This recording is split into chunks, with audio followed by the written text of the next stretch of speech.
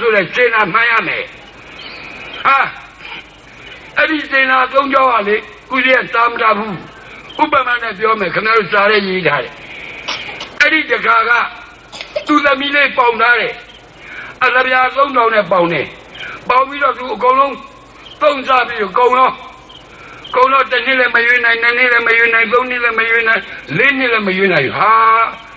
ငါသမီးလေးငါပေါင်ထားပါတတိယလားငါသမီးလေးငါပေါင်ထားပါလားငါသမီးလေးဘယ်ရွေရောက်လို့ဘယ်ချိန်ဖြစ်ပြီလဲသိကျင်နေလို့တော့ဖေးရသူများလဲပိုင်းမှာစိတ်ကသွားလို့တယ်စိတ်ကလုပ်ပြီးစိတ်ကလုခရတာတွေကိုစုချောင်းထားတာအသဗျာ3000လည်းပြေရောကျွန်တော်ဗျာတဲ့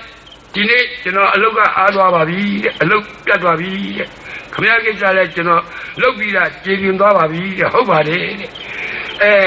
ပတ်သက်ရှင်းလိုက်တော့အသဗျာသူ့မှာပတ်သက်နေရလာတော့ငါသမီးလေးသွားယူမယ်ဆိုပြီးတော့အဲ့ဒီလေထဲမှာလုတ်တဲ့အိမ်ကနေပြီးတော့ထွက်သွားတာသမီးရှိကိုသွားတာ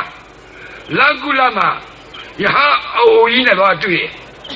ရဟအိုကြီးရဲ့အချိန်ကာလသွန်းစားမဲ့အချိန်ကာလပြည့်နေပြီအဲ့ဒီတော့ဟာဒုက္ခပဲယဟန်ကတော့ညတာမစားဘူးနေ့တာပဲစားတယ်အဲ့ဒီတကားကပူလာပေါ့ဗျာတို့ကတော့လူကတော့ဘယ်ချိန်စားစားရင်တို့ပတ်စံကြီးဝယ်စားရတယ်ကွာသူတို့ကဝင်းနီးနေတယ်ဝင်းနီး129သွဲနဲ့ဘုရားရဲ့ပညာတာရာကိုသူတို့အလုံးထိန်းထားပါတယ်ပညာကိုထိန်းထားပါတယ်ဟောပညာကိုထိန်းထားတာဒါတွေမိစ္ဆာယူတွေမလုံးနဲ့ခုနတက္ကရာယူတွေမလုံးနဲ့ဘုရားဟောလားအဲ့ဒါဒီထိန်းထားတယ်